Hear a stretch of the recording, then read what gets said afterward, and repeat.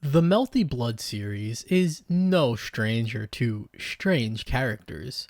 However, there has always been one above all others that I find the strangest. She's been around since day one. She might be older than Arcuade. She has her own sprite but is both unplayable and playable at the same time. And she is the only character in the history of Melty Blood to be removed from an update. I'm talking about none other than the spirit of the 7th Holy Scripture herself, 7. If you watched my last video and tried to guess who I was talking about, you may feel a bit cheated, but I specifically said a character in Melty, not that they were playable. Still, thanks for guessing. Better luck next time. Is what I would say, but Dylan Wedge 04 was the only person to guess correctly. So hats off to them, they got it right. Although I swear to God, they edited their comment and it originally said 7 and not Nanako, but both names are correct. Before I can even talk about the creature before you, I should explain what the 7th Holy Scripture is. Despite being called a Holy Scripture, this is not a book, but an extremely powerful weapon that was created by the Holy Church. It has the power to stop the act of reincarnation, which the Holy Church is not a fan of. If struck by this monster of a weapon, not only are you pierced by the pointy stick, but your soul is also completely and utterly obliterated. Now, you may be asking, what does any of this have to do with a blonde horse girl? Trust me, we'll get there. The best way to answer that question would be to talk about 7's side story in Kagetsu Tohya. Upon completing Kagetsu Tohya, a number of side stories are unlocked. These can range from serious to silly. 7's side story, Nanako-chan, SOS, is a little bit of both. This scenario follows Arihiko Inui, a side character from Tsukihime and protagonist Shiki Tono's best friend. This side story is mostly about him. You learn more about his past and how Shiki and himself became lifelong best friends. Since this is a video about 7, I won't be going into detail about him and I'll be focusing on her, but it's important to know that this story is told directly from his perspective. This story starts on a rainy day.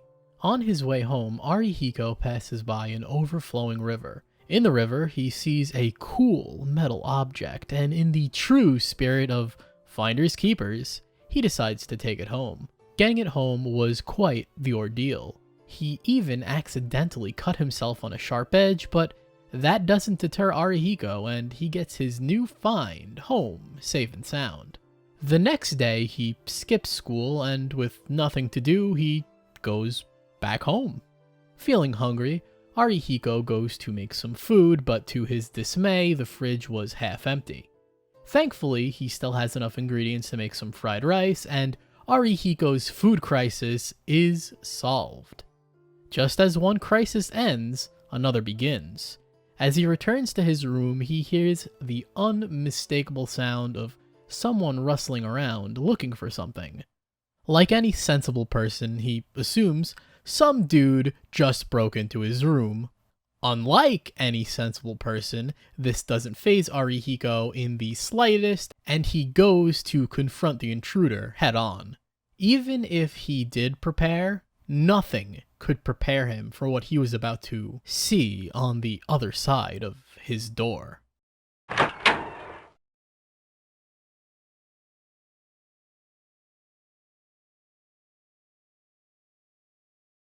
The creature before him is unfazed, bemused even, and invites him to come into his own room. This snaps Arihiko out of his stunned silence, which is quickly replaced with anger. This thing has the gall to break into my house and invite me to come into my room like I'm some sort of guest? He goes to grab her, but his hand phases right through. You see, this is no ordinary uninvited guest, but one of the paranormal variety. Based on her appearance, Arihiko comes to the conclusion that the thing in front of him is some sort of animal spirit, but she denies this. The spirit explains that she's a ghost who lost her master, and when she came to, she was in Arihiko's room. She got hungry, raided the fridge, and here we are. Arihiko isn't thrilled about having a spirit in his room that ate all of his food and wants her to leave as soon as possible, but the spirit is not having it and claims that Arihiko is her new master and they have some sort of contract. Arihiko denies making any sort of contract, so the spirit meets him halfway and decides she's just gonna stay anyway. They go back and forth about this for a while until the spirit threatens Arihiko. If he kicks her out, something bad will happen to him. Probably. Not being used to the world of the occult, this scares him enough to relent, and Arihiko is stuck with his new ghost roommate. Don't get it twisted, he's not taking this defeat lying down, and is hoping over the next couple of days he can learn the spirit's weakness and evict it from his home and life. If the horse spirit is going to be living with him, he figures that at the very least he should learn its name. She tells him that her name is Seven. Arihiko isn't a fan of this name, as it's too sophisticated for such an airheaded ghost. Seven claims that she thinks that's her name because no one's ever called her anything else, but she can't be certain. Arihiko suggests an alternative, plain name to get under the ghost's skin. Nanako. Contrary to his intentions, Seven takes a liking to it, and most people in the community call her Nanako, so we'll be calling her Nanako for the rest of this story. A couple of days pass. Nanako has been nothing but a nuisance for poor Arihiko. She does try to be helpful by waking him up for school by slapping him awake with her hoof? Hand?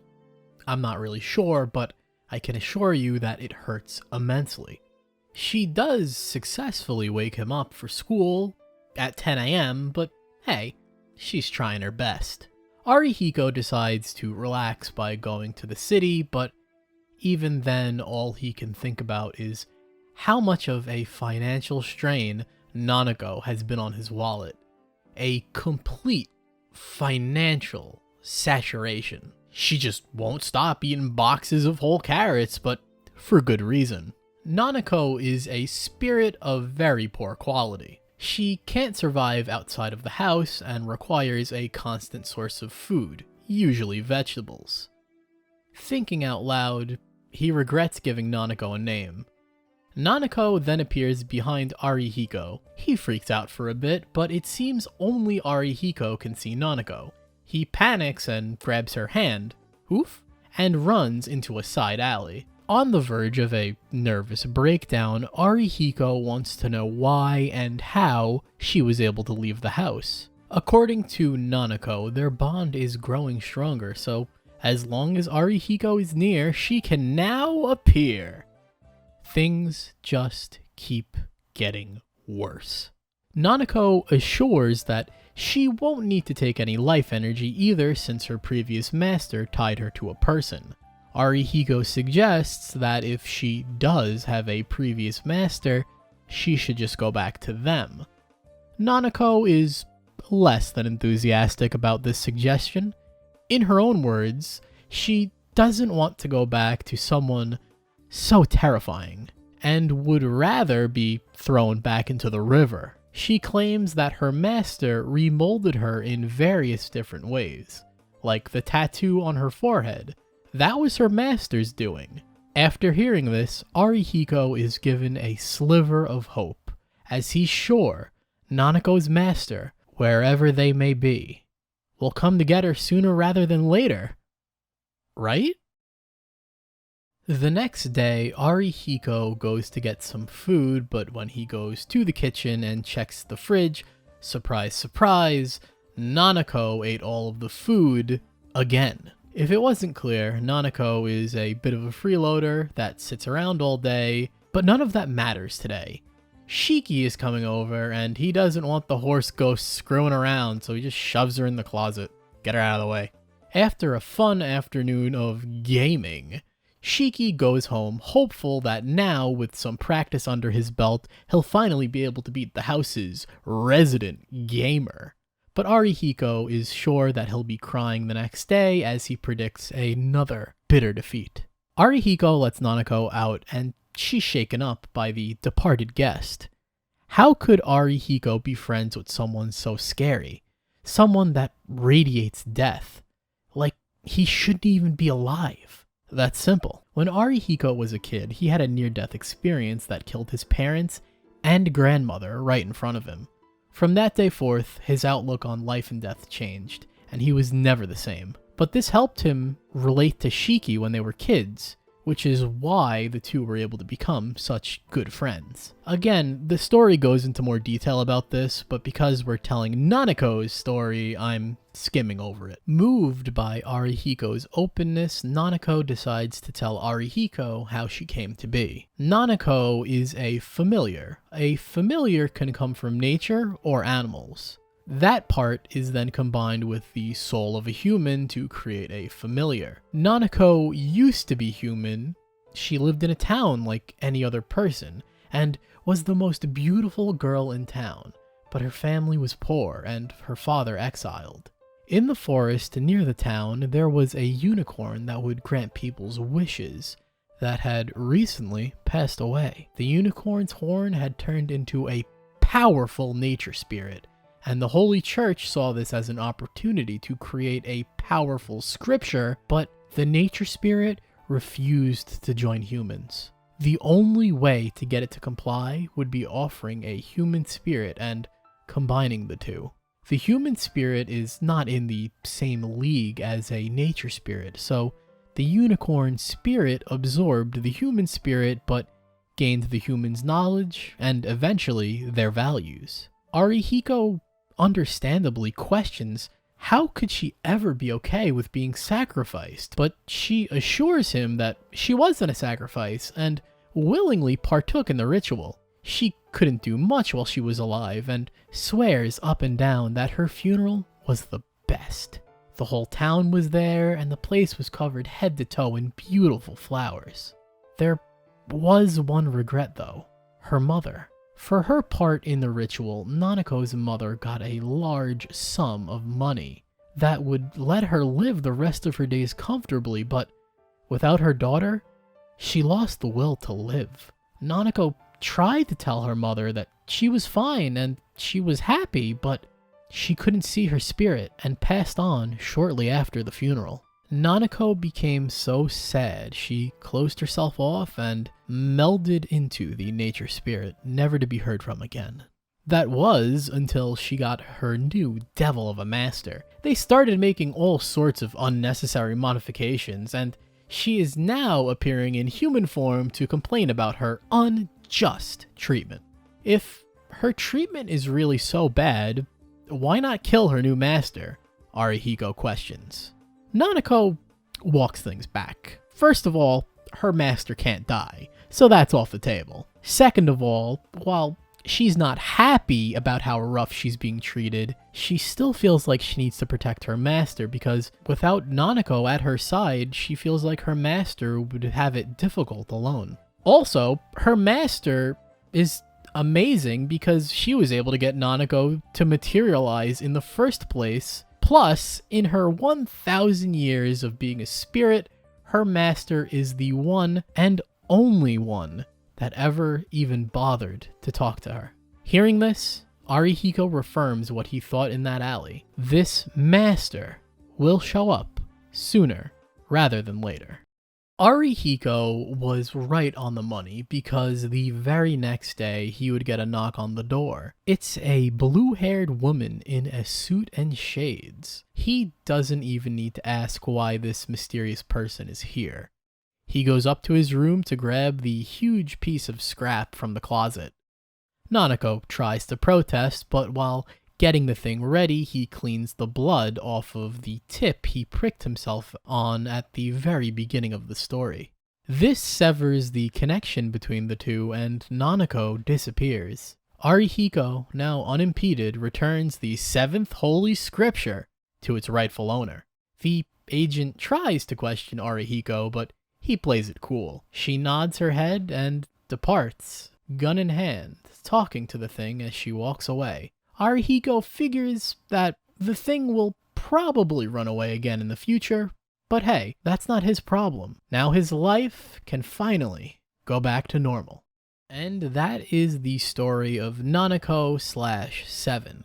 In a weird sort of way, Arihiko and Nanako's relationship is like a mirrored version of Shiki and Arco-Ade's relationship. Instead of having a genuine connection, Nanako mooches off of Arihiko and he just wants her gone. If you think about it, Nanako is almost like a pseudo-servant, but instead of being summoned for a Grail war, she's tied to the 7th Holy Scripture. Nasu did write this scenario before the release of Fate, so I don't think it's out of the question that he had the idea for servants, or was more likely in the early stages of writing Fate Stay Night, and maybe some of the concepts snuck in. At first, it doesn't seem that Nanako has a high opinion of Ciel, but things aren't as clean-cut as Nanako makes them seem. It's obvious that she really cares about her, and since she didn't materialize until Ciel showed up, I wouldn't be surprised if Nanako modeled herself off of what her master looks like, since they both look very similar. Speaking of her look, I get the horse parts, but what's with the elf ears? Len, who also appeared in Kagetsu Tohya for the first time, has the same ears and is also a familiar like Nanako, so is this the reason why, or was the Type Moon team just really into elves at the time? According to Nanako, Ciel is the first master who has used the Holy Scripture in such unorthodox ways. After being set in your ways for 1,000 years, I think it makes sense that even the slightest deviation would annoy you. Plus, let's be honest, Ciel is a bit crazy herself, so I can understand why Nanako would complain. Being 1,000 years old, she might be older than Arco-Ade, who in original canon is said to be 800 plus years old, and in remake canon is said to be 800 years old. I just found that interesting. There isn't much information on Nanako outside of her side story, but we may be able to learn more if we take a look at the Tsukihime Dokuhan Plus Period art book from 2004. It has info on almost every character you'd want. Hey, remember this guy? I really wish he was still around. And, oh look guys, it's the forgotten Melty Blood character, Shiki Tono. Nanako has 2 pages of note in this book. This one is a dictionary page. It really just repeats who/what Nanako is. The more interesting page is her character page because it has commentary from Nasu and Takeuchi. What grand insight did they have about their creation? Well, they just kind of call her stupid. After her appearance in Kagetsu Tohya, Nanako's spirit form has only appeared a handful of times. She has 2 cameos in Carnival Phantasm, in one of which she gets to talk to Archer. Her only other appearance would be in Melty. 7 would appear in Ciel's intro, and she would be referred to in her victory quotes. This special intro would be removed from Melty Blood Actress Again Current Code, but she still did make an appearance, this time in Powered Ciel's ending, although she doesn't have a voice actor. This makes Nanako the only character in Melty Blood history to be removed from a revision outside of special boss characters like G Akiha. Except that is completely and utterly false. When editing the video, I went to go get a comparison shot to show you, and lo and behold, 7 is right there. Now mind you, the animation has been made way faster, so it's almost impossible to see her now. That's probably why I thought she was removed. But I made sure to check the PS2 version, the Steam version, and the Community Edition, and 7 is there. So no, 7 is not the only Melty Blood character to be removed from a revision. Although, if we get technical, whenever Ciel uses the 7th Holy Scripture, 7 is right there, in spirit, literally. Nanako didn't show up in the remake of Tsukihime either, despite having a slightly tweaked design that we can see in the Tsukihime materials book, which was included with the special edition of the game. It's possible for her to show up in Red Garden, but I find that unlikely for a couple of reasons. Her main role as Ciel's companion has been usurped by Noelle in the remake. Add on to that she also has a more direct connection to Ciel. Although, with the recent Mihoyo collab in Fate Go, I wouldn't be surprised if the first appearance of remake Nanako was tied to some sort of Ciel event. I don't play Fate Grand Order, God be willing, but I have played Gacha, and I can totally see Nanako as the free-to-play pity unit for the event. But again, I have no idea how Fate Grand Order works, if it's even like other gacha, but I'm sure some poor soul will correct me in the comments. If not Fate Grand Order, my next bet would be in a Type Lumina sequel, as I really don't expect her to show up in Red Garden due to her status as a gag character. Nanako/7 is a completely inconsequential side character that has a blink and you miss it cameo in one character's intro. Yet, Nasu still decided to give her a detailed backstory that gives you more information about the world the characters inhabit, while also giving a pre-existing side character some time to shine, which then gives us more insight into the main character. This aspect is one of the many things that make Type Moon stories special. I hope you enjoyed this character spotlight. If you'd like to see more in the future, let me know, because this video was surprisingly fun to make. I think I've made a strong case for 7/Nanako being the strangest Melty Blood character. Next time on Type Moon, June will be returning to the Fate franchise for some unfinished business. Until that time comes, thanks for watching, and have a happy Type Moon June.